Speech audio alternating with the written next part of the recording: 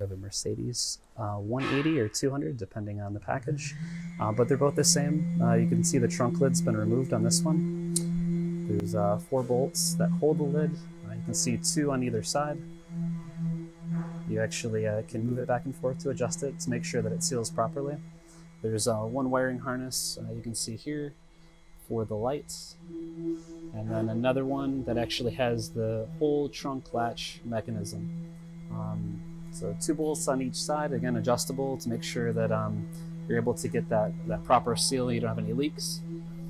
You can see down here the latch wiring.